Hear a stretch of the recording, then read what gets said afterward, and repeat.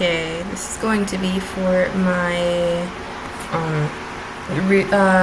rewrite resume for a specific job. I chose surgical technologist. I went through this job listing and I related it to this one. It's Allied Travel Careers is working with Pioneer Healthcare Services to find a qualified surge tech in Atlanta, Georgia 30342. Responsibilities: assist surgeons and surgical teams during procedures by preparing and maintaining sterile fields, instruments, and supplies. Handle, prepare, and sterilize surgical instruments and equipment in accordance with safety protocols. Maintain accurate records of surgical supplies and instruments used during procedures. Monitor and maintain the sterility of the surgical environment throughout the procedure. Assist in patient positioning, draping, and ensuring that the operating room is clean and sterile. And these are like some of the qualifications. Active surgical technologist certification, CST, in Georgia required. Previous experience as a surgical technologist in an operating room or surgical setting preferred. Basic life support BLS certification. Hours. Okay, I have this. Okay. Pioneer Healthcare Services specializes in staffing and travel recruiting for healthcare professionals across the U.S. with a focus on top school and medical opportunities.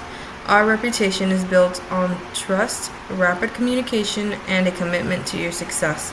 With a people-first culture, we ensure that the best clinicians are matched with leading school districts and healthcare facilities, offering competitive compensation and comprehensive benefits, including medical, dental, vision insurance, 401k, and reallocation assistance. Experience unparalleled support from our award team, available 24/7 as you transition into your dream role.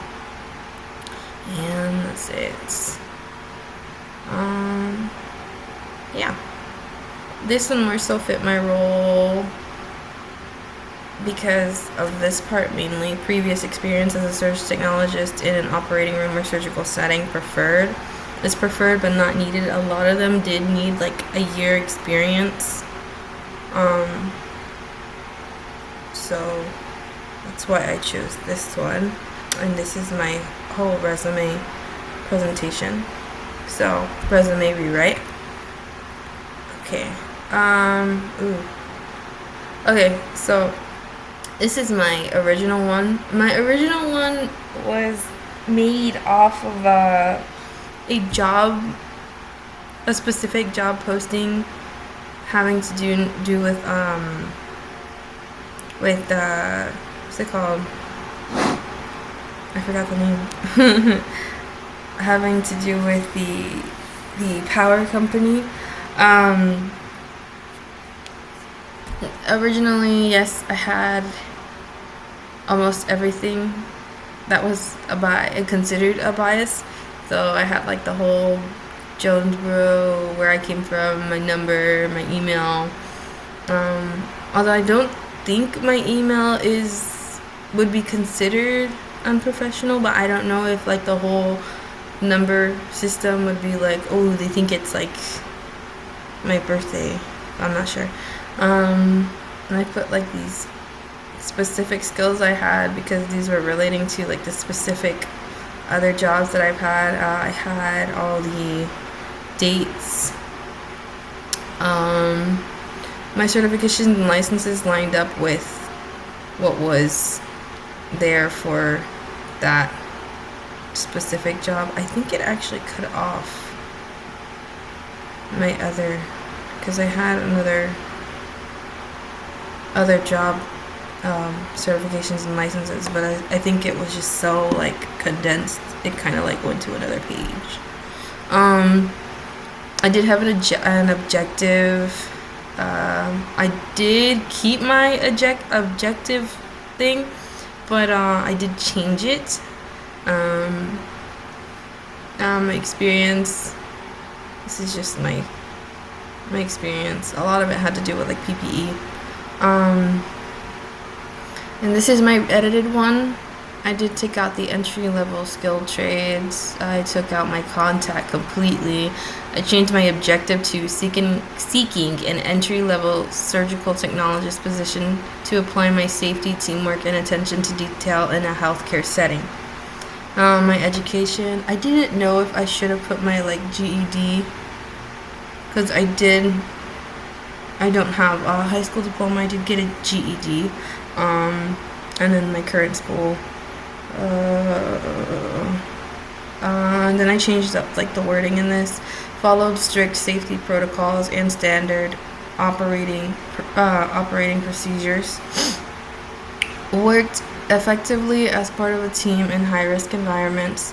Demonstrated attention to detail while completing hands-on technical training.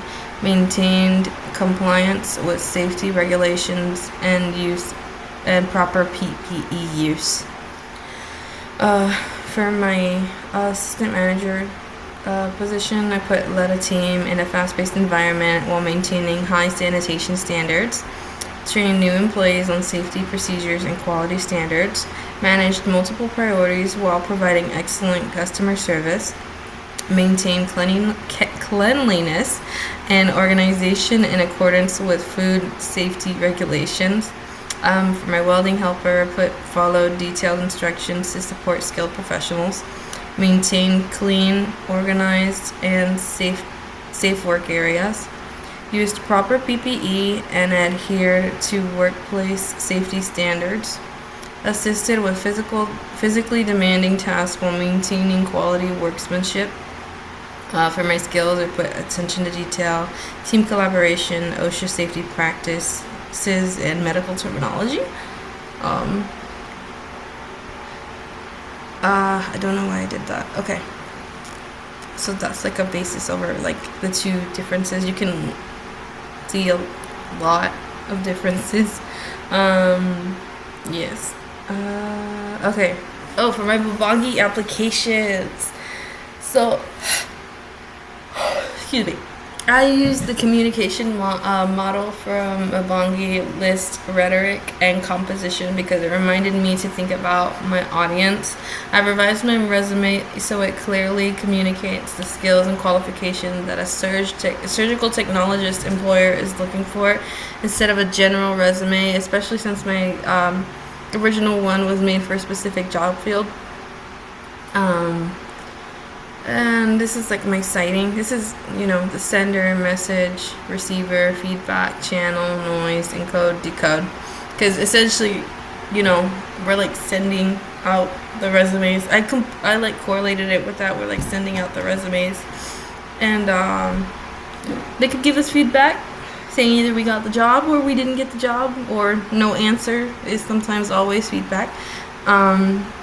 According to praxisframework.org, David K. Berlow, the SMCR model explains communication through 4 components: source, message, channel, and receiver, with effective communication depending on the characteristics of both the sender and receiver. And I put like the little 2023. Mubongi application, find and write information on the history of rhetoric. Now there was a lot of rhetoric information, but I did use ethos, pathos, and logos to relate it with my thing.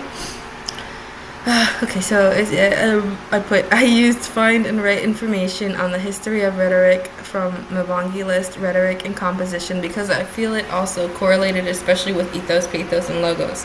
Rhetoric, I put in quotations, rhetoric is the art of persuasive communication. Because I don't have prior experience within the medical field, I do feel it would be harder for me to get a job in this field.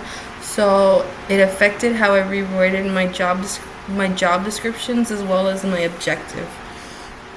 And then I put, according to Wiley.com, when your resume is not turning you down, modeling ethnic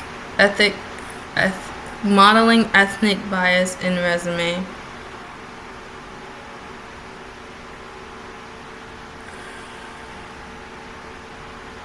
Oh.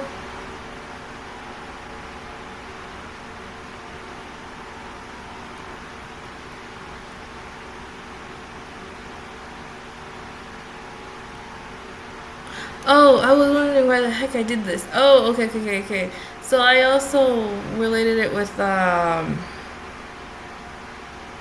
modeling ethnic bias in resume screening, written by Ava Duros and Anne Marie Bryan. Research shows that resume screening is especially vulnerable to biased decision making and ethnic discrimination by human recruiters. By human recruiters. Why did I put that right there?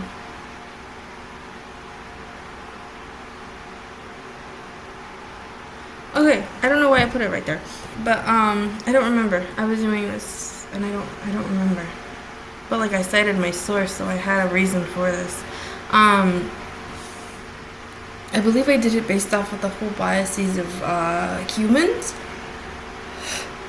Maybe I did this in the wrong order. I think that's also why I have the whole there's different people reviewing different resumes. Well, the art of persuasion, I would say, persuaded me more than anything.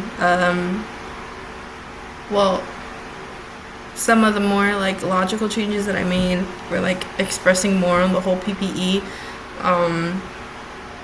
which PPE is essentially using all your protective protection equipment. And that time I had to wear like what's it called, helmets, either on my head or on my face, gloves, essentially to for electrical currents, or in the welding it was for more like protecting not to get burns. There's certain suits you have to wear in welding to not get burned. There's certain PPE for line work, and especially non-flammable, because you that is a risk you have to worry about catching on fire. Electrical fires. Steel toe boots, both of them required steel toe boots. For like my assistant manager job, they required non-slip shoes, and gloves, my hair tied back, a hairnet, just, the usual, to keep everything sterile. Okay, let's move on with this one and see if I remember later. Okay, I did do Mabongi application biased AI resume reading tools. So for this one, let me move myself out the way. For this one, I used biased AI resume reading tools from Mabongi List Business Rhetoric, because AI is also now being used to look through resumes at a faster pace. They are programmed through employers to filter out anything that does not filter the requirements. According to researchers at Stanford Human-Centered AI screening tools written by, these are a couple of people, Rishi Bhamasani, Sarah H. Bana, Kathleen A. Creel, Dan Jurofsky, Percy Liang, increased racial bias, and before this it was like it was explaining about the AI resume reading tools.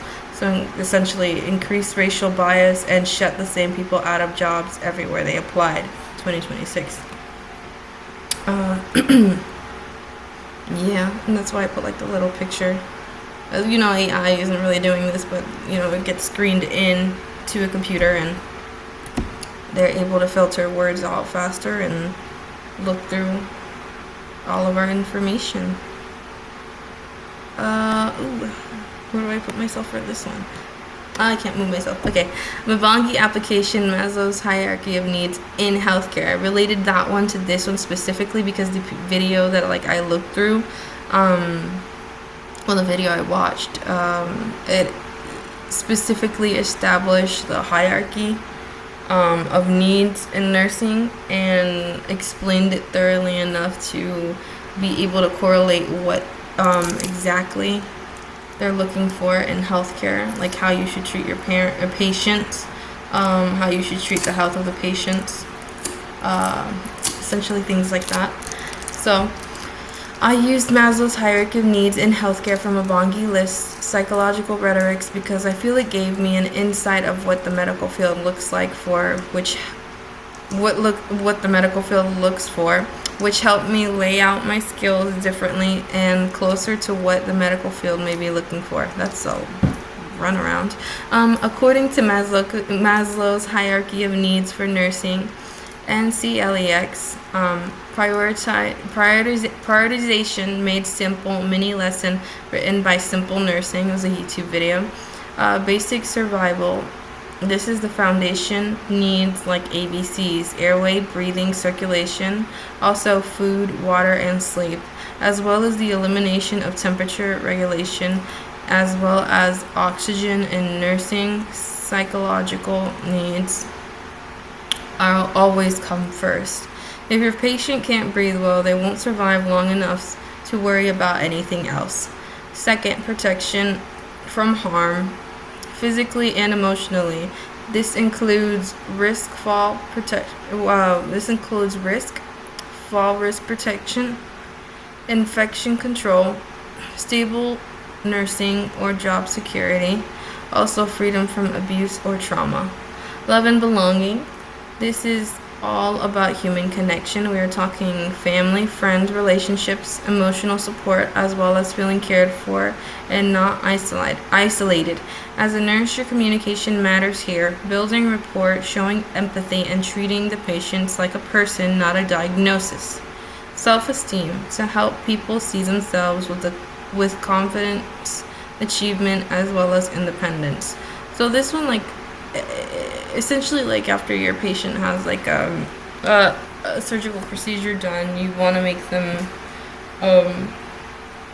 you want to give them more confidence. Some of them have to relearn how to balance walking or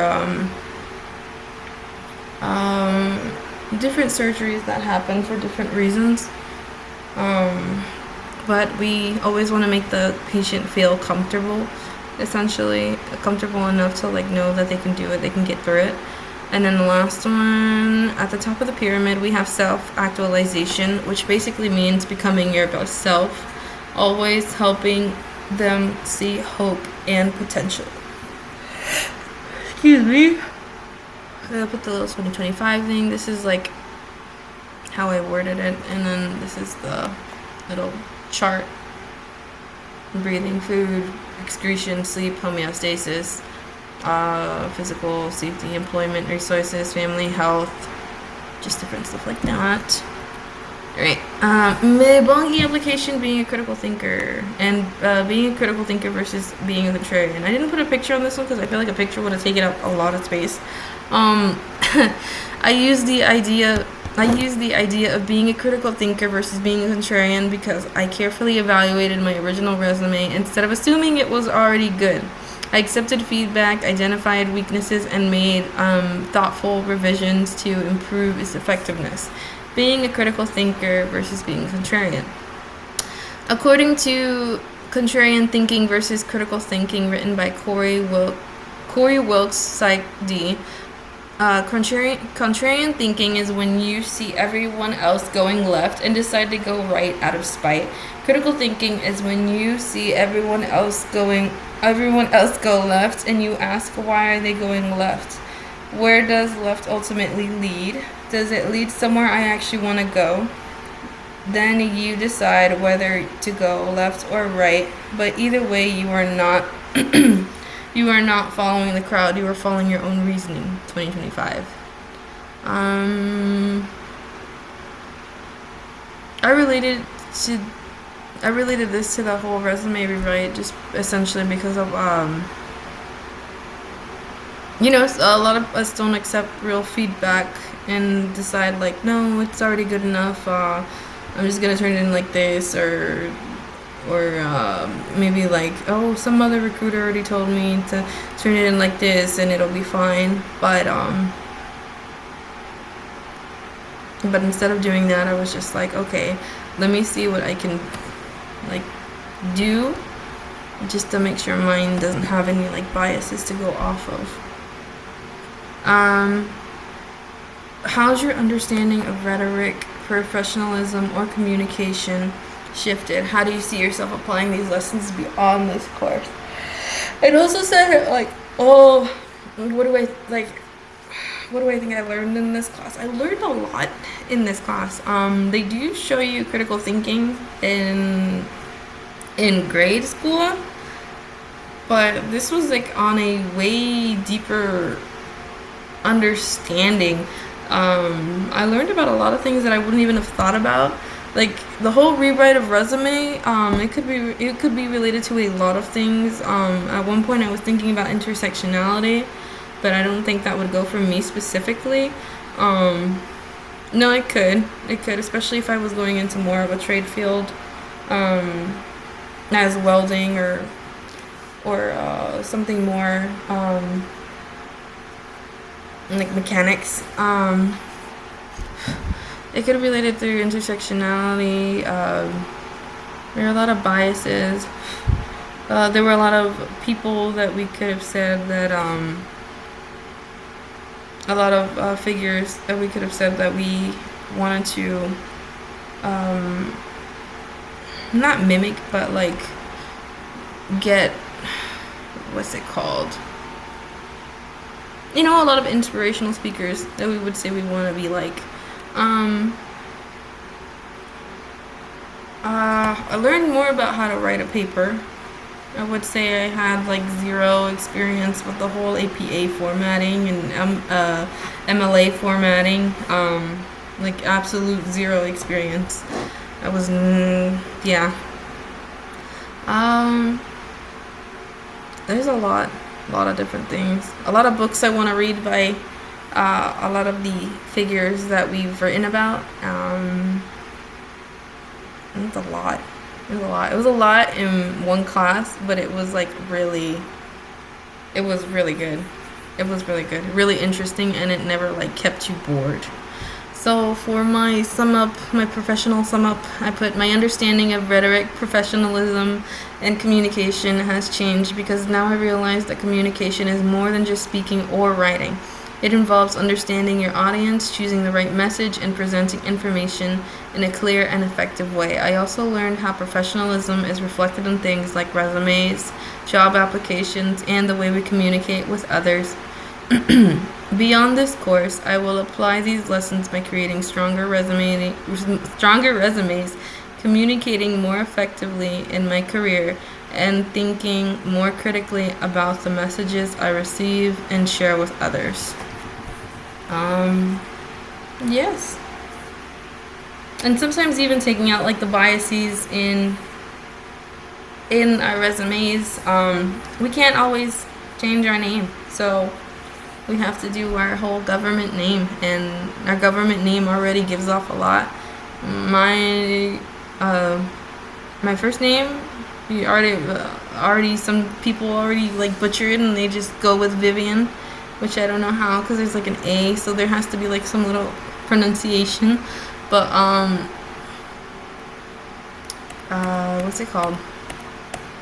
So like here, you already know first name, last name. It's already ethnic sounding. I live in Jonesboro. We're not wealthy over here. I mean, we're okay, but we're not like wealthy over here. My number also gives the area code. The dates. You can see. Like I should have been like the class of 2020, but I was the class of 2024. It took a little longer. That's it. I have the dates of my things here too. This was a program before entry.